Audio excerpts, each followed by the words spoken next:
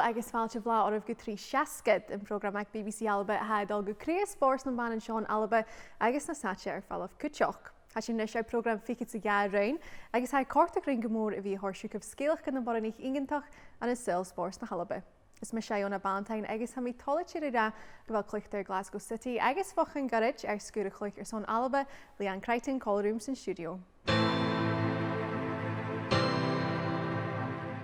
Our program na heiche noch, Cluinnidh bhché a cluich choirí Leanne at Glasgow City, Leanne Ross min dreuchd mar farshin skip a co-chluicheadair agus hasna Leanne Hannah Miley a chusin trí buin ag na Geamaichean Oilimpigeach min Uinniu and amassed.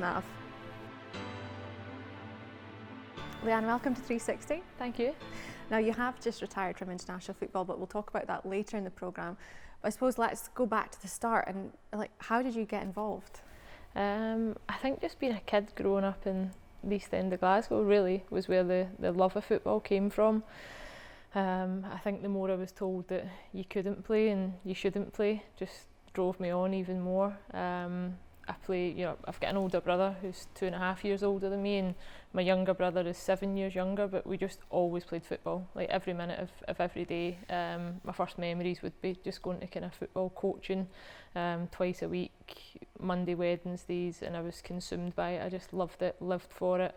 Once I got to primary school, in primary 6, primary 7, there was a boys team, but I managed to break into that in primary 7, so I had a great childhood and lots of memories. Yeah, I was the only girl in the whole of the kind of west of Scotland district league at that time, which was nice because you got a bit more attention than you might have done.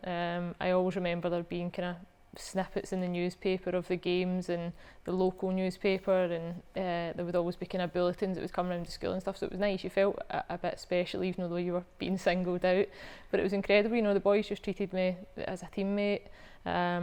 I was disappointed once I got to second, high school, and you weren't allowed to play with the boys anymore, and there was no girls team. So actually from kind of probably 12 until 15 I wasn't associated with any team at all. The first girls team that I played for, I was 15 years old, and that came about just by chance. I was at my younger brother's football coaching session doing keepy ups, and the coach see me, I would always take the ball with me anywhere I went, trying to show off, and she said, oh, she looks okay, why don't you come to training? Said to my mum, and she was like, all right, okay, yeah, we'll bring her along. And that was it. Within a couple of years I had met loads of female players and seen a whole different world, and made my way into the kind of national team youth set up, and yeah, it just went from strength to strength. And that's crazy because I mean, like you say, you were just at the side of a pitch doing keepy ups. Like, who would have ever thought that somebody would be there to see you play and then bring you on, and that's been your career since? Yeah, I know, it's great. I often think if I wasn't there that day, what might have happened. I don't know, I might have found my way into a team, but I was lucky in the sense that when I was brought up, there was never any pressure like to compete or to perform. I was pretty kind of average at most sports. I enjoyed everything that I tried. As a kid I was lucky enough to go to loads of different after school activities. We were taken anywhere we wanted to go, but my mum and dad were never precious about saying you need to go somewhere or you need to be part of something. It was always by through choice.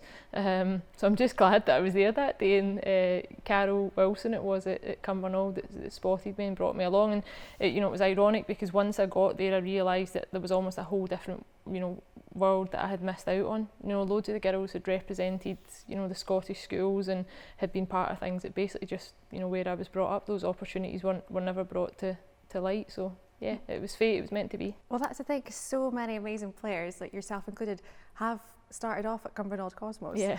They've shaped Scottish football pretty much, well, Scottish women's football. Totally, and you think back to then, you look now at resources and facilities and coaches and making the game better, but really it was down to volunteers and people that loved the game and just wanted to provide opportunities for young people, and put raffles together to get enough money to get us football strips and to take us travelling.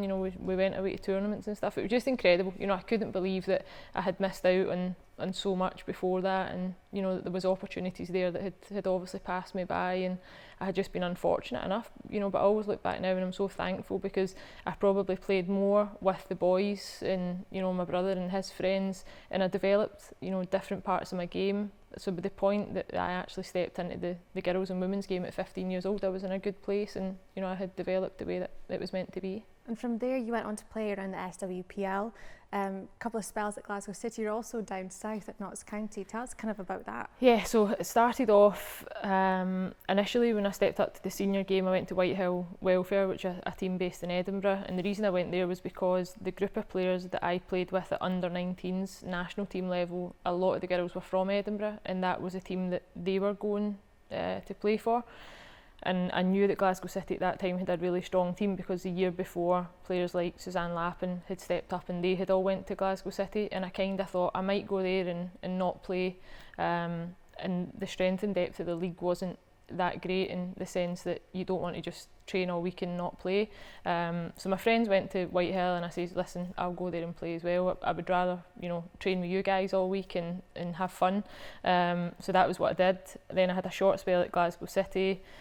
And then I was at Celtic for a number of years, which was great. That was during probably their most successful, you know, period. We won the League Cup, we got to the Scottish Cup final that year, and then after that I went to Hibs for a season and kind of played out. By that point, football had not became a second priority in life, because regardless of where I've worked or what I've done, I've always, you know, revolved everything around being able to play the game.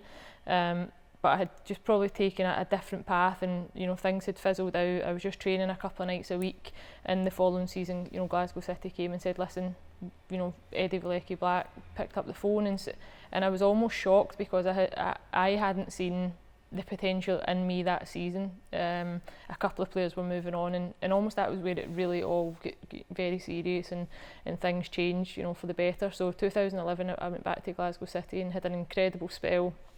I think we won the treble in those seasons, and then from that I went down to Notts County and again had another incredible experience there. Got to an FA Cup final, a Continental Cup final in the space of 18 months.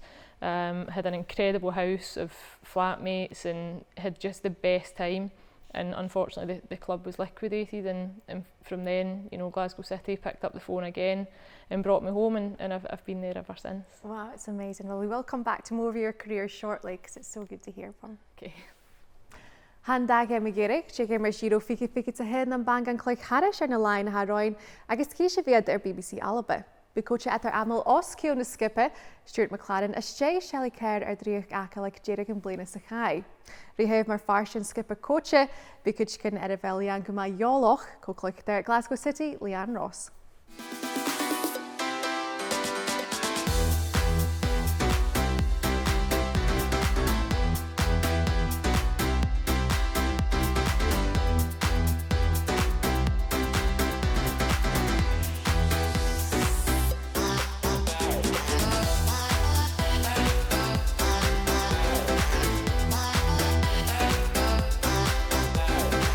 Get a chuide únagáir nu a nach carm called the skip in a halpa, mar leis coach the free of coach Stuart McLaren.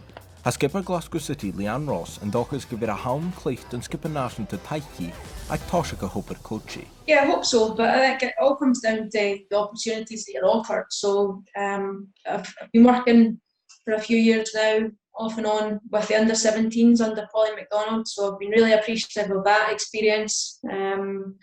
And again, working with Scott at Glasgow City, so the more opportunities that I can get, and the more people that I can work with, then I can obviously expand my knowledge and experience as a coach and prepare myself as well as possible for when I do eventually hang up the boots. Iona Crichton give you a first gallery closest for cluicheadair coach. There's got a uyaich ounce no cheaper person in a game, dèidh. As a player, you sometimes just turn up to training or you turn up to games and you're told move from this cone to that cone, and some people never really think about it, but for me, I've always looked deeper into that and why we're doing certain things. And I think from doing coach education as well, you don't just get to see the actual physical being on the pitch coaching side of things. It's all about analysis and preparing players physically and mentally for the games and for training. So I think that's always been something that's really interested me as well. Ha heolalas coachí Cluinnidh Glasgow City agus Geamaichean Oilimpigeach ticseo horstal Leanne go cútramach in the session in training aici a bhésach agus mai freicarach dóigh coach áireachach. It would always be something that I would do after the session, whether it be speak to Scott at Glasgow City to see what his thoughts were, or speak to the players that were involved in the training to find out if it was useful for them, or if there was anything that we could change and adapt going forward. So yeah, self-reflection is always part of the way that I work as a player and as a coach. Nu de bhaid seacha session in training gona co-chluicheadair an aice. Ha Leanne tangal mar bhuian nach roiid de fiachain di tarangamach aste le fellagá. To be fair, the girls at Glasgow City have been really receptive. Anytime that I have been coaching, they give me the respect as if I was there as a coach. But again, it's been difficult for me because I've been trying to coach and take part in the sessions as well. So again, going forward, that's probably something that I wouldn't like to do, is be a player coach. It's definitely for me a separate role, and I would like to concentrate fully on the coaching aspect rather than trying to balance being a player and a coach at the same time. Han joulas farsingach like Leanne's game lebi a gopad for stiùidio for coaching agus managerin jou vui a horchora gus fisa vi aiche cymr higher son a vi na coacha nu the hikas a dreuchd chluicheadair. Obviously, as a player, you're maybe kind of receptive to different types of coaching or different types of people, but I like to look at the people that I've worked with and think about things that they've done that have made me a successful player, or made the environment that I've been in a good place to be. So I've just tried to kind of pick up bits and pieces over the years from different people, and as I say, then you just try and build your own kind of philosophy and your coaching style around that.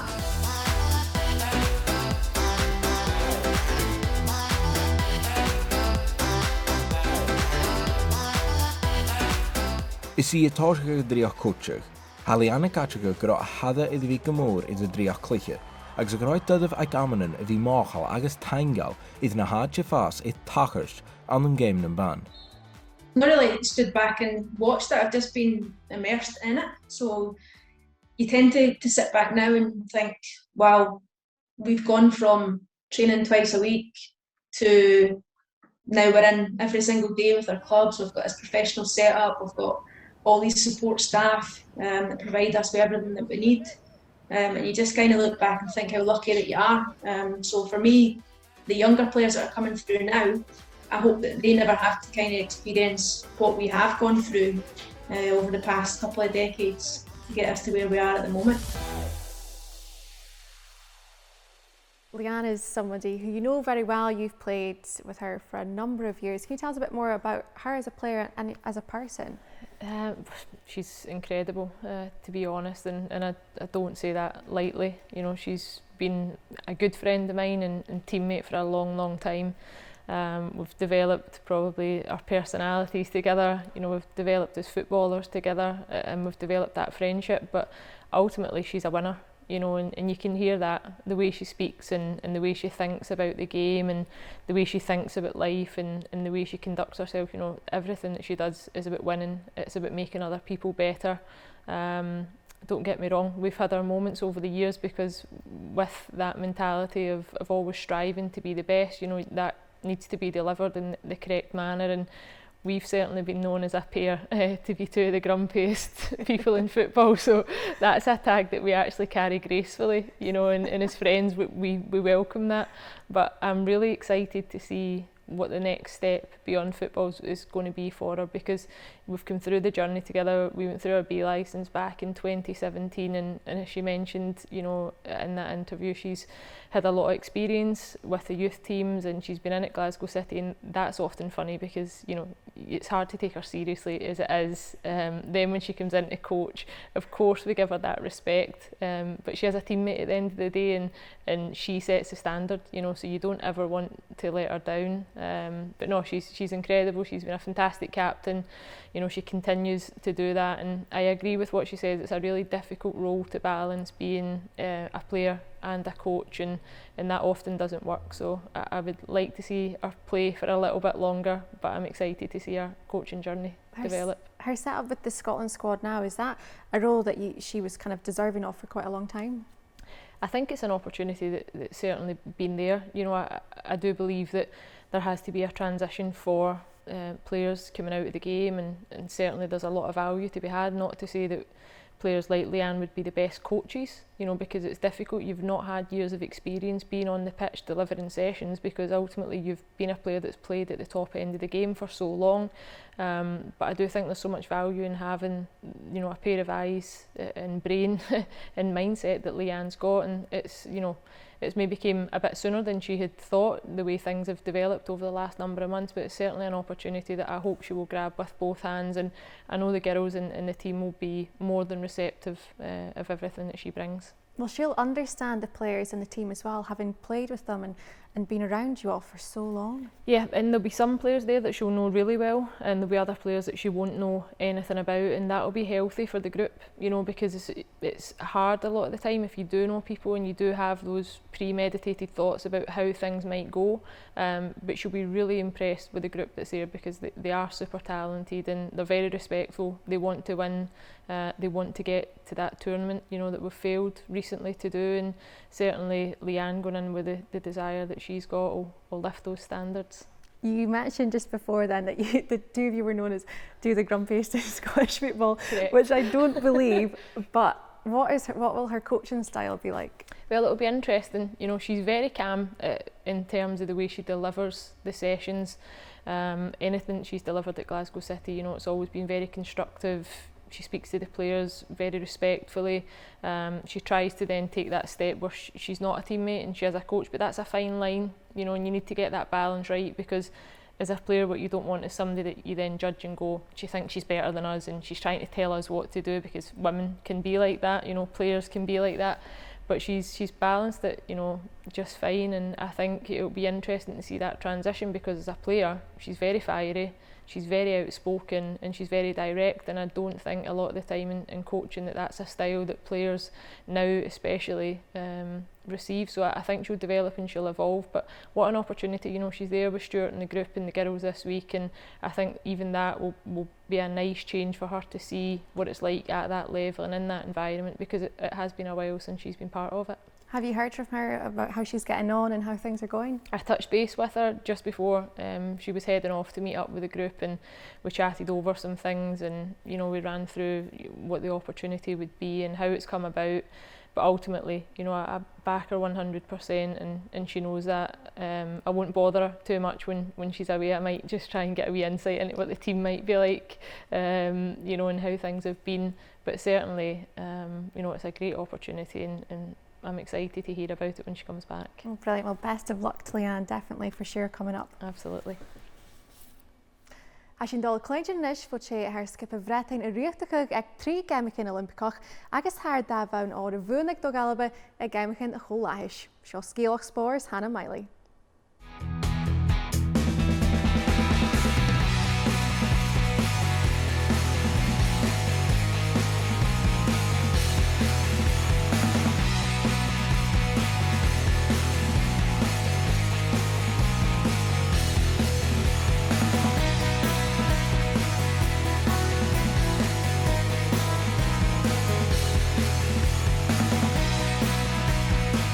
Has náfad Albannach Hannah Miley dynan iddi fi fadach yn cort as yn ysge, a charoi effect yn driach gan y snaf, mas roi na giacra. Probably about 15, 16, we set some targets over the years to try and qualify for certain competitions. So as a young sort of age group club swimmer, I'd be like, right, try and qualify for national events, managed to qualify for nationals. And then it was like, right, let's try and qualify for like an age group British championships. And then I managed to qualify for that. And then the next step was, okay, can I, be some of the top swimmers in my age group and then try and qualify for like European championships or the Youth Olympic Festival? And I wasn't good enough to qualify for the Youth Olympic Festival. So it was a little bit heart-wrenching of going, oh, well, I've qualified for everything else and I've just missed this one. So instead of feeling disappointed, it kind of made me more determined. So then I would try again, still didn't make it. And then again with the European juniors, and this was about 14, 15, and I just missed it. So it was in my last year. So I was in my 16th year. I was still 15, but I was about to turn 16 by the end of the year. And that was the last chance I had at qualifying for the European Championships, European Junior Championships. And I qualified. And it was just so exciting. And for me, I kind of thought, you know what? I have a great opportunity to do this. I can study and go back to university when I'm like 99, but I can't necessarily swim at this level when I'm 99. Well, now I know you can. You've got master's levels, which is amazing. But for me, in that sort of like mindset I was in, I thought, you know what? I need to just take this opportunity and see where it goes. And yeah, it was pretty much from the age of 15 to 16 that I kind of fell in love more with swimming and thought, you know what? I can really do something here. And let's just see where I can take it. Just take the opportunities and go with it. Ag na Geamaichean Oilimpigeach na 2010, ring Hannah eachtarí mar a chéadmhadannach dhéobh a chuama tíochtal is on a race medley, 100 meter. Coming into the Commonwealth Games, there was a lot of pressure. I had pressure on myself because I thought, you know, it'd be amazing to be able to defend that title. I felt the pressure from, I guess, the nation because the expectation was there. Everyone thought, oh yeah, you'll do it. It'll be really, really easy. And a lot of people weren't aware of actually how much I was panicking inside. So I guess there was a lot of pressure on myself. A lot of it was to do with my own head. I think I was putting a lot of pressure on myself. But yeah, there were pressure to perform. And also before I'd done it, there were only 2 other women that had successfully done it. So I kind of thought, well, if I do defend it, I'll be part of this elite group and create a little bit of history as well as a swimmer and also as a female Scottish athlete. So yeah, there was a lot riding on it, and I got up behind the blocks, and I kind of knew then and there that I needed to change up my race strategy. Not the best idea to do that within a couple of seconds before you're about to swim, but I kind of thought I need to change things up. So I ended up pushing the first 100 meters quite hard and going out faster than what I normally do. I'm normally known for holding back a little bit and then coming through a little bit stronger towards the end of the race. And it was a big risk. And I remember turning on the last 100 meters, finished my breaststroke stroke, and I thought, right, if I'm in front, I've got a good chance of winning this. And I remember turning, pushing off, and then all I could see was that girl's feet. And I thought, pants, okay. This might not go where I thought it was going to go, but let's, you know, I was still digging in. I wasn't going to give up. And I remember thinking, those aren't her feet anymore. That's her hips. Oh, that's her arms. I'm catching her up. And I will never, ever forget the last turn. I tumble turned and pushed off.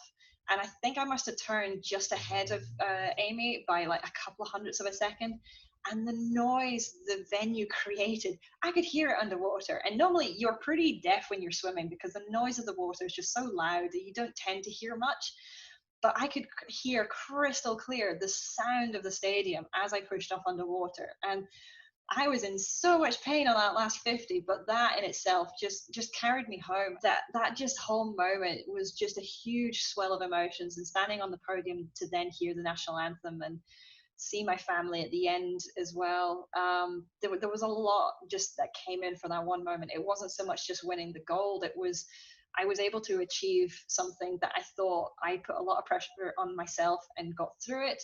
I doubted myself quite a fair bit and realized the importance of self-belief and positivity. And yeah, it taught me a lot of life lessons. So yeah, it was an incredible moment and one of my sort of top moments in my sporting career, just because there was just so much more to it than just being on that podium. Hans návatar Oilimpigeach drásta a fiachan de bhí féin seachad hid lánsaach iad a gúling, a se bhí féin amach go raibh í tréineg agus a farpais le gorstachach. It's actually given me quite a good insight for being able to look back on my career and kind of work out what makes me the athlete that I am. Yes, you've got the sort of physical hard work, but the psychology side of it, I think, is the most important part. And the rehab has actually been really good at stopping me from overcooking things, bringing things back and actually being quite specific in what I need to do, follow the process that's been set out by the sort of support team that I've got, and actually be aware that you're going to have good days and you're going to have some rubbish days. And it's kind of been a really interesting roller coaster. So the first couple of months, well, the first couple of weeks were actually really interesting. I was in a sling and sort of like this external rotator sling. So my arm was literally just out in front of me. I couldn't bring it in the way or bring it out the way. It was just stuck out in front. I really struggled with the pain medication, though. My body wasn't a fan of being on the sort of like the strength of pain medication. But if I wasn't on it, I'd rather not be in pain. So it was really important to mobilize the joint, to start getting it moving, and then use water. Actually being back in the pool was actually my sort of main aim once the wound had healed up enough that I could be in water. Just step by step, I'm now able to use both arms in the water. The important side is to build up strength on land. So we've got a plan and seems to be going to task or to time at the minute. So everything seems to be going in the right direction. Ha Hannah máchtal in a rútain a haiad Cluinnidh na dríachar seo. Is hier sonnerlenting orleis a himmert a córtavia, agus anile coloch gabili shall hast. I think it's actually been quite nice looking back on a couple of little bits. I just think, you know what, the scrawny little sort of 10-year-old that was very pale, very sticky, didn't have much muscle to her, just loved and enjoyed being in water, to then take it to 4 Commonwealth Games, 3 Olympic Games, World Champs, Europeans and all that, and being able to kind of travel the world and meet people. That's a lot. And it's just amazing to kind of think that, you know what, I've been able to do that and still come out the other side with a lot of life lessons, with a lot of things that I got right, but also a lot of things that I got wrong. And you know what, it's not done me any harm. And yeah, I kind of would say, you know what, good on you. It's been great, and hopefully there's more to come. And just, yeah, I think the main thing I would probably, if I was to talk to myself, I would say maybe be kind to yourself. I think I was very hard on myself in my head. You know, I wanted to get things perfect. I wanted to get things right. Things didn't go right. I was always shouting at myself, or, you know, kind of having negative thoughts in my head. So I would definitely, you know, say be kind to yourself more often. But yeah, just enjoy it. It's been a cool journey. It's been really cool, and it's not finished yet. So it'll be exciting to see where things go from here. Leanne, talk about so much determination and just seizing every opportunity. It's incredible just to listen to her and the way she speaks, which she speaks so well, you know, but to listen to her journey and to hear what it means to her, you know, to actually, you feel that when you listen to her speak. And I love that moment that she remembers, the last tumble turn and the noise of the crowd, and that spurred her on, and almost the expectations that she's never had throughout her career as well. You know, it was always just, let's get to the next thing, what can you achieve? You know, she never set herself up to fail. It was just that steady path to success, and a couple of setbacks along the way, and she showed real character and determination, and she's so successful.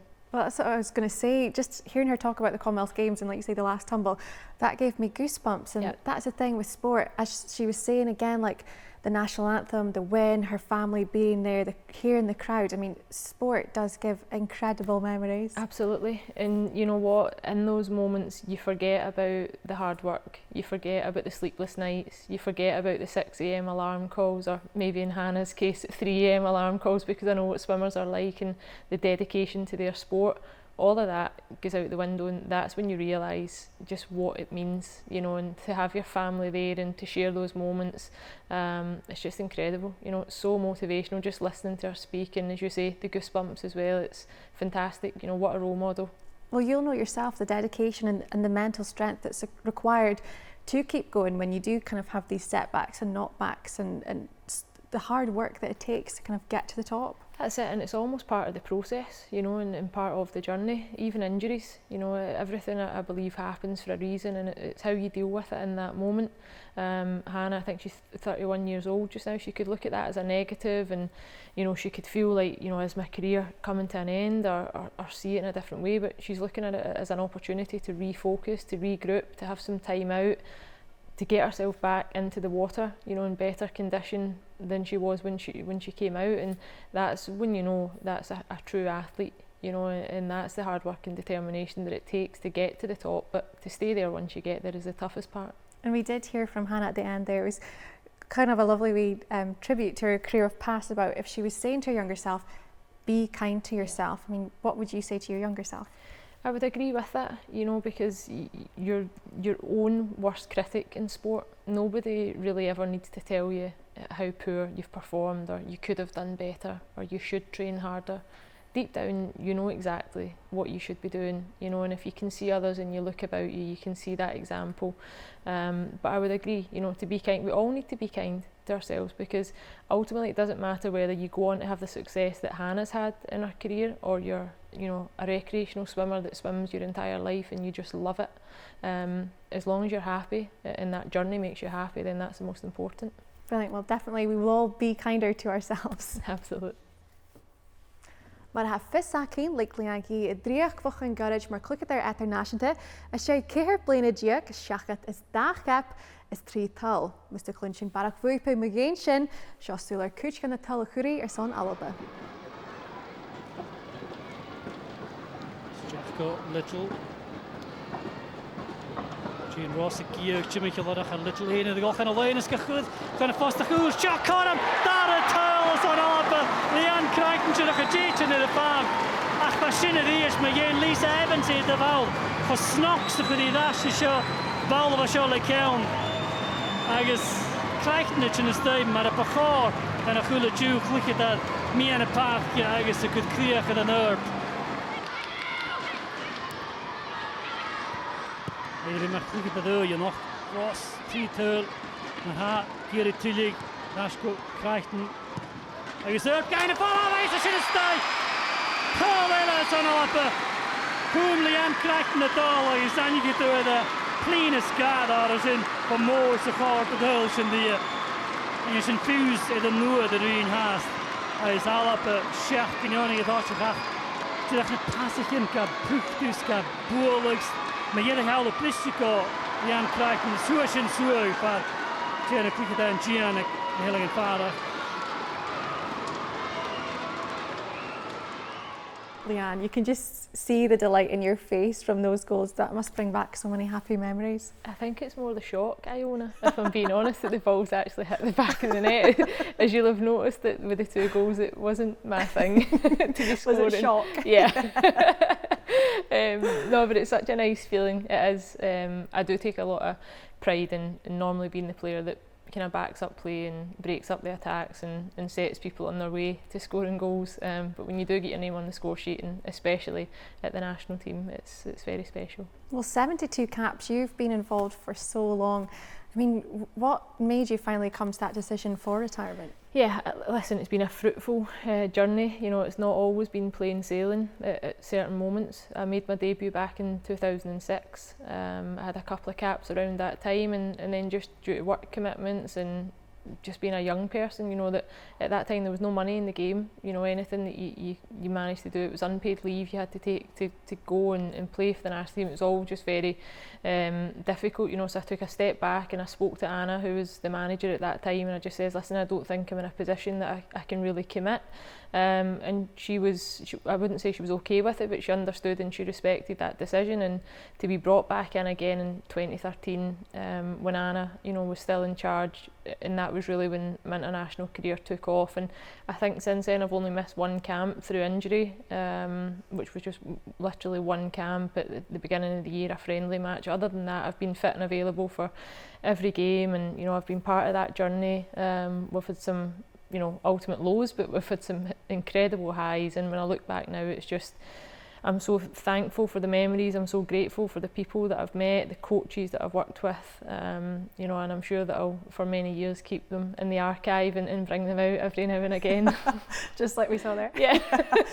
But did you think back then when you took some time away that a number of years later you'd be playing at a World Cup? Like, it's amazing. No, it's that is the part of it that's unbelievable. You know, really, if you were to ask me what I was doing 10, 11 years ago, I was nowhere near it in terms of being at that elite level at football. And you know, but what I have done is always worked hard. You know, I've always kept a good group of people around me. I've always had good friends within the game that we've driven each other on to become better. And you know, that happens at Glasgow City. Club football's a lot to answer for in terms of where it's got the national team to, and you know, there's still players there that I've came through the whole pathway with that are still playing, and that's what's really special about the journey. Yes, the World Cup and yes, the Euros are standout moments and are iconic for our nation, but certainly the other moments in between, you know, like Hannah Miley we've heard from, and the way she trains, all those early starts, all those running sessions, all the time in the gym spent, all the sessions in the pouring rain, those are the ones that mattered. Well, they're ultimately where you put the hard work in, but if we could just come back to some of the highs, like you were talking about the Euros and the World Cup. I mean, are there standout moments from your career from those? The tournaments are ultimately, you know, the standout moments, and that's more about being able to share it with the people that support you and love you every day, you know, and support you throughout your career, because they don't get to see a lot of the hard work. They don't share a lot of the time spent at football. So to actually get those moments, and you know, to be fortunate enough that my family could come out to the Netherlands and support us at the Euros, then the same, you know, at the World Cup, and to share those memories. And I'm often jealous, you know, when I hear about their experiences. I often think, God, I wish I could have spent time with you, and then you need to pinch yourself and go, I was actually at those tournaments playing. So you can't have it both ways. But you know, it's just what a journey, and for our nation, which is more important. You know, when I started out in the game, I've always felt like I've had to and tried to advocate for others, you know, even going back to primary school football, always wanting to do more, always expecting more, and certainly that's what I've tried to do throughout my career. And you know, I would like to think that stepping back from the national team now, you know, I've played my part in creating that legacy. Well, you certainly have, and that's the thing, the team that you've been a part of have changed women's football in Scotland going ahead. It's so amazing, and now that you have taken a step back, you've kind of got a lot of other things going on. You've got your broadcasting career, you are still playing with Glasgow City. I'm sure Laura Montgomery will be so happy to have you focus more on that now. Yeah, I think so. No, as life is busy, you know, and there's always lots going on. I'm one of these people that rarely sits still. You know, there's always something to be doing and something to achieve. And what I do believe now is that it's not enough just to step back from the national team and, you know, and say I've played my part, and you know, the rest of the team can carry on regardless. I'll do my utmost, and I'll do everything that I can to make the game better, and if that, you know, only means supporting the players if and when required, then I'll be there. But to make the game in Scotland better, we all have to keep working, and I'm so thankful that I've got the opportunity to be at Glasgow City and continue the last, you know, couple of years probably of my career and make Glasgow City better. But ultimately, you know, it's about the future of the game. Brilliant. Well, what an international career, and we do have a couple of goals to show for it. Absolutely. I'm more thinking about those killer passes, but we'll keep that for another time. We'll show them next time. Yeah. Thank you, Leanne. Well, sin air son program eile, ma hang for do Leanne son bhí callrooms in studio. Fit se bhar gach seach ar YouTube, mar sin Jean Seach go bhfuil se bh coiad, agus nach cail sibh program san bí. Fiach an bí sibh ar cúteach a nachheachchain, nuair a bhí is túlaigh scílacha nach an gaibh ó Sail Spórs na h-Alba. Mar sin leibh an drast.